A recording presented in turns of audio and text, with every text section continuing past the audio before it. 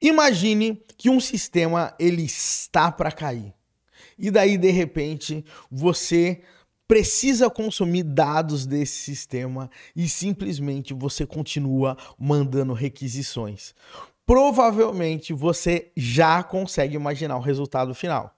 O sistema que já estava para cair vai ficar completamente fora do ar. Como que a gente consegue evitar esse cenário? Sim, é totalmente possível e totalmente controlável. E hoje é por conta disso que a gente vai falar sobre Circuit Breaker, tá? Então, vamos nessa, porque tem bastante coisa pra gente aprender hoje.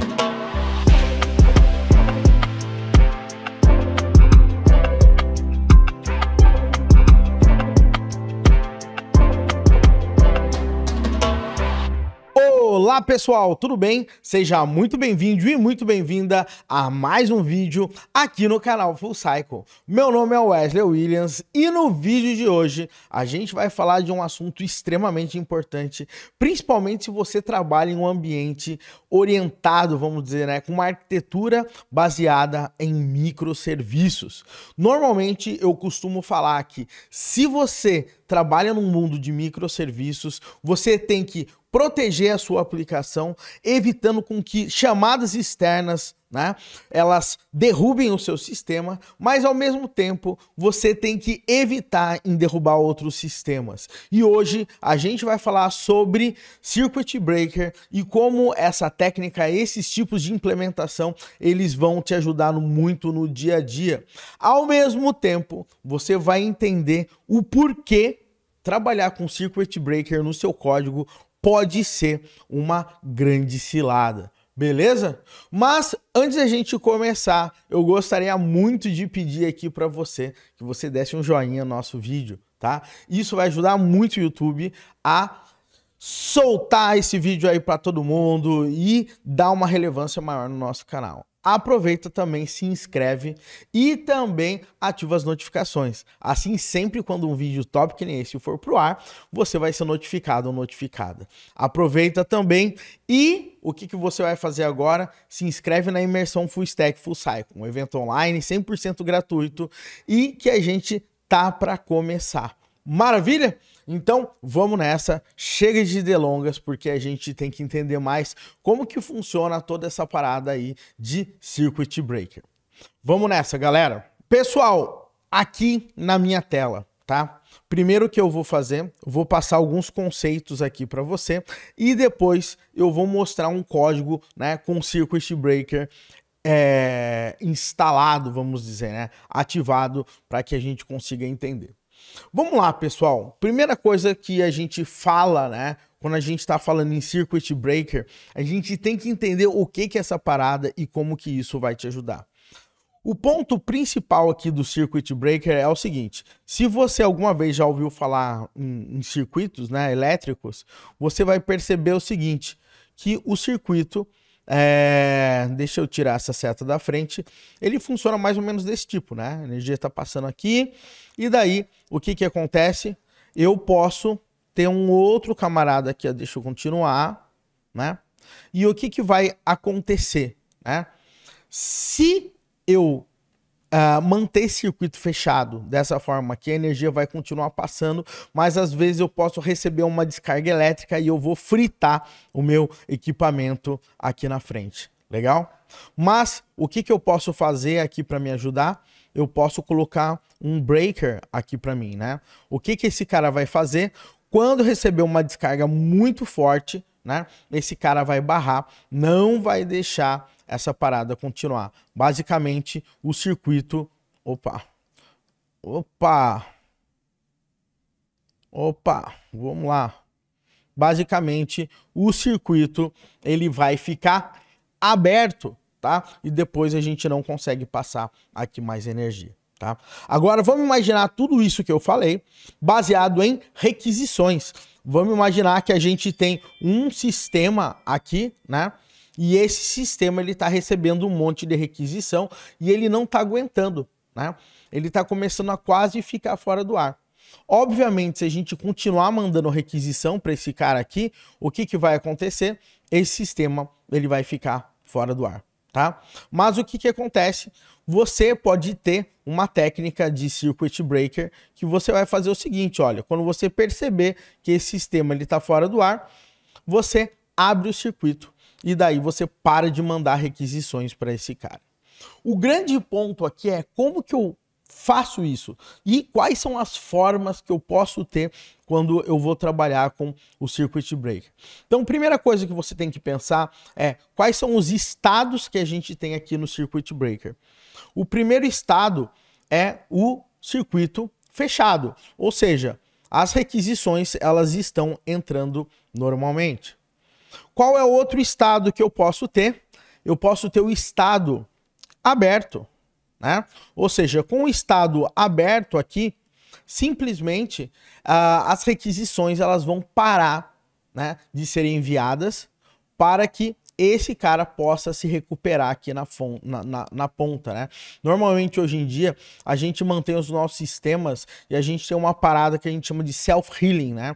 Onde o próprio sistema, conforme o tempo vai passando, ele, entre aspas, vai se curar e vai ficar pronto para receber outras requisições. Legal? E, por incrível que pareça, a gente tem um outro ponto aqui que a gente chama esse cara de meio aberto, né? O half open, né? O que que é esse meio aberto e para que que esse cara funciona, né? No final das contas, opa, deixa eu mandar esse cara aqui para o centro. No final das contas, o que que esse cara faz, né? O meio aberto. O meio aberto é uma forma de checagem, né?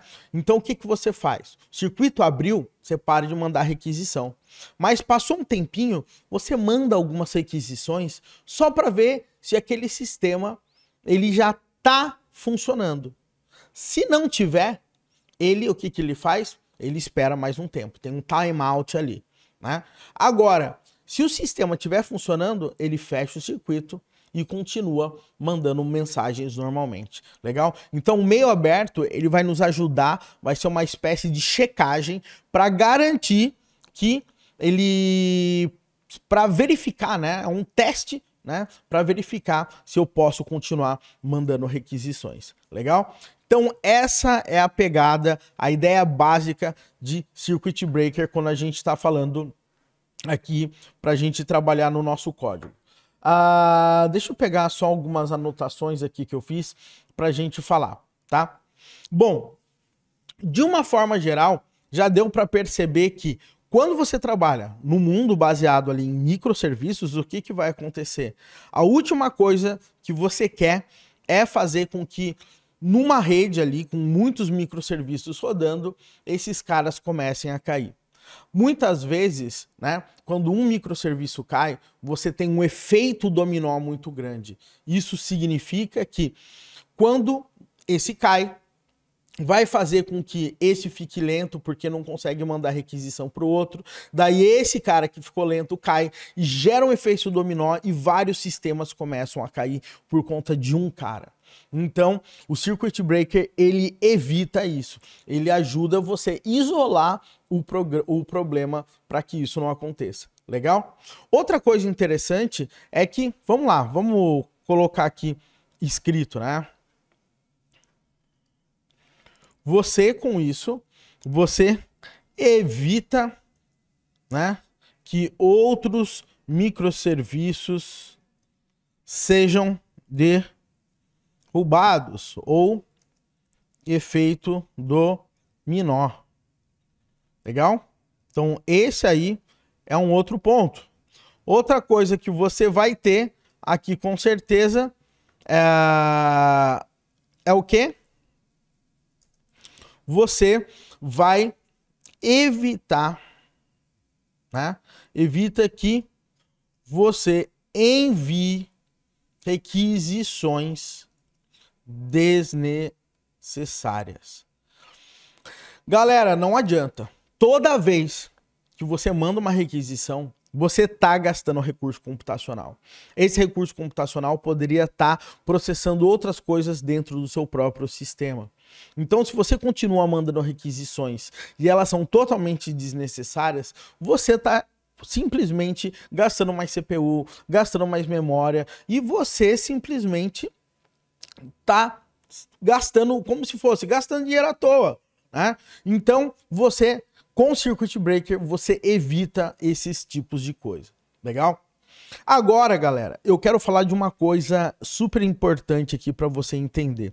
E ela é um pouco polêmica, tá? O lance é o seguinte, tá? Onde a gente pode implementar o Circuit Breaker? Normalmente, isso é feito no código, tá? Inclusive hoje eu vou mostrar um exemplo dessa parada funcionando aí para você. Legal? Porém, o que acontece é o seguinte, né?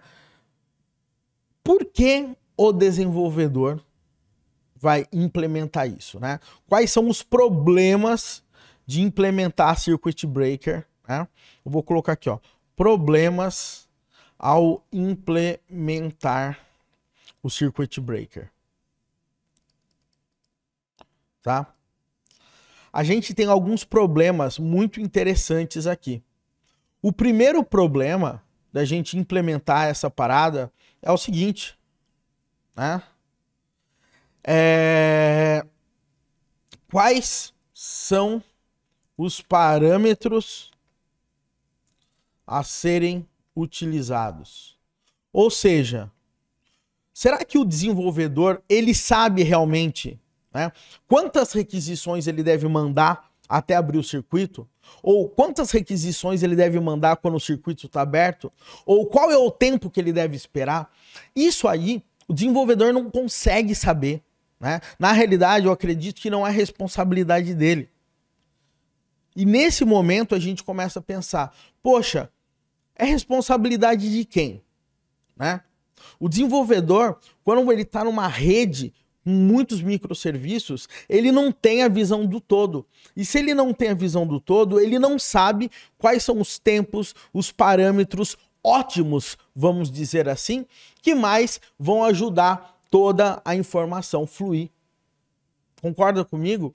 Ou seja, você está colocando no código uma responsabilidade que vai impactar uma rede, um ecossistema como um todo. É a mesma coisa como o timeout, né? Como o retry. Vou dar um exemplo de políticas de retry. Sabe quando você manda uma mensagem, faz uma chamada de API e depois não conseguiu, você faz um retry, não conseguiu, você faz outro retry? É a mesma coisa. Normalmente todo mundo coloca o número 3, faz retry 3 vezes. Mas o ponto é, da onde que você tirou esse número 3? Entendeu? Essa que é a grande sacada. Então, será que isso é responsabilidade do desenvolvedor? Quais são os parâmetros que a gente vai utilizar, né? Então, quando a gente está falando aqui em Circuit Breaker, né?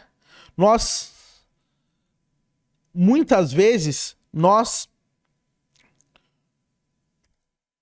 chutamos as informações, né?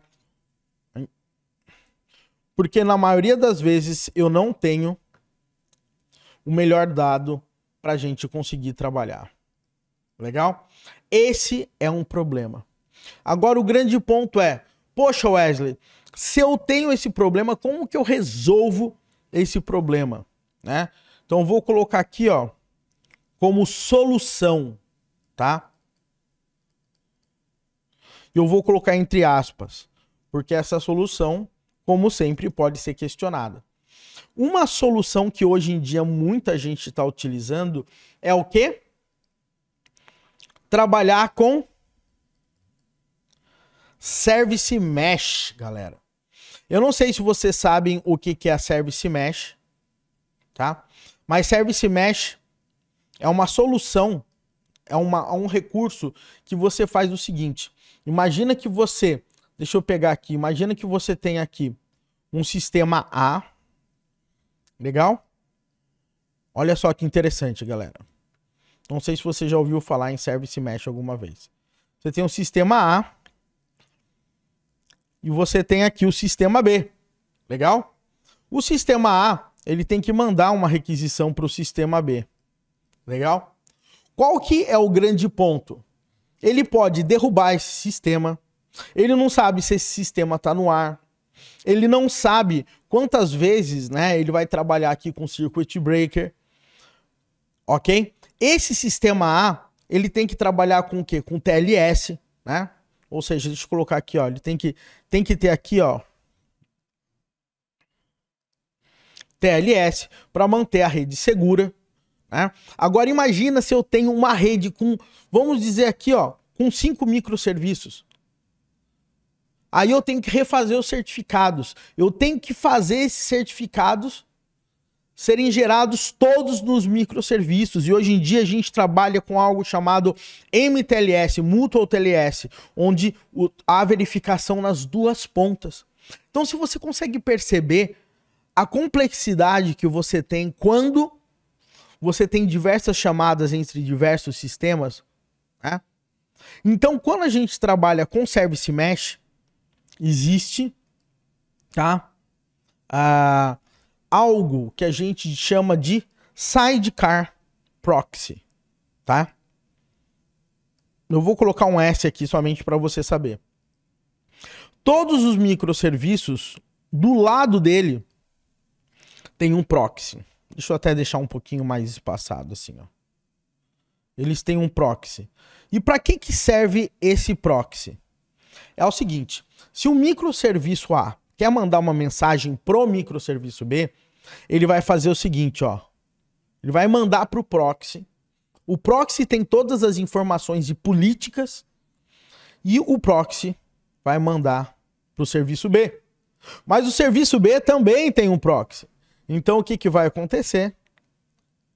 Esse cara manda para cá.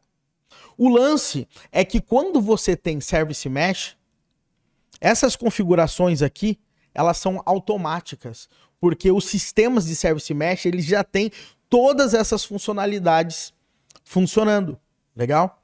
E o mais legal de tudo é que como esses caras aqui, eles conseguem fazer o controle todo de comunicação da rede, vamos imaginar que você quer fazer, por exemplo, uma política de retry. Vamos imaginar que eu vou fazer retry. Então o que vai acontecer? Quando o A mandar uma mensagem pro B e cair aqui nesse proxy vai estar configurado, tenta 3 vezes. O A só vai tentar uma vez, mas esse cara vai tentar requisição 3 vezes até desistir. Agora, o mais louco de tudo é que aqui, quando a gente trabalha com Service Mesh, nós podemos fazer o quê? Trabalhar com Circuit Breaker também. Então, você pode, tendo uma visão 100% ali de tudo que está acontecendo no sistema, tá? Implementar o Circuit Breaker aonde você acha que é interessante. E você tira isso da mão do desenvolvedor. Por quê? Porque o desenvolvedor ele tem uma visão micro do que está acontecendo em todos os microserviços. Mas quem está gerenciando, né, o Service Mesh, a rede como um todo, esse cara consegue saber, tenta 2 vezes aqui, tenta 5 vezes ali. O Circuit Breaker, vamos colocar com esses tempos aqui para a gente conseguir fazer as tentativas. Entende? Então, quando você tem uma visão macro do que está acontecendo, ali sim você consegue fazer. E você faz com que o desenvolvedor ele pare de fazer implementações de circuit breaker, de rate limit, de políticas de retry. Por quê? Porque quem vai fazer tudo isso vai ser a mesh, ou seja, a malha de serviços que você vai configurar. Então, essa é a grande pegada, tá? De uma possível solução que pode ajudar bastante, fazer com que nós não tenhamos que implementar isso na mão quando a gente trabalha com Service Mesh. Obviamente, né? Tudo tem um custo, né? E você não consegue fazer uma implementação dessa de um dia para o outro. Mas é importante, né? Caso você nunca tenha ouvido falar em Service Mesh, você entender como que isso funciona. De uma forma ou de outra, galera, hoje eu quero mostrar para vocês como que o Circuit Breaker ele pode funcionar. Legal? Então, seguinte, da onde que eu tirei esse código? Desse site aqui, tá? Esse cara, ele fez um exemplo de implementação de Circuit Breaker utilizando um pacote bem conhecido do Go, tá? Eu vou deixar o link aqui, ele também é bem bacana, o artigo dele aqui também, tá? Então, o que que a gente vai fazer? Vamos ver essa parada funcionar agora, tá? Vamos lá. Só para você saber, eu não quero que você fique preso ao código, tá? O código, de forma geral, ele é bem simples. A gente utiliza essa lib chamada de Go Breaker, tá? Mas a grande sacada é o seguinte: a gente vai criar, é criado um servidor web, né, que responde uma mensagem PONG. Então, a gente vai fazer uma requisição chamada ping e esse servidor ele vai responder uma requisição chamada PONG. Legal? Agora, a única coisa que vai acontecer é que esse servidor ele vai demorar um tempo para subir, tá? Ele vai demorar 5 segundos. E enquanto ele não está respondendo, né, não está fazendo essas requisições, está retornando ali um internal server error, o que que vai acontecer? O circuito ele tem que abrir para que a gente pare de mandar requisição enquanto esse servidor não está no ar. Aí o que que vai acontecer? Uma vez que o circuito abriu, a gente vai começar a mandar algumas requisições para deixar o circuito meio aberto, tá? Para ver se esse sistema está conseguindo retornar e funcionar.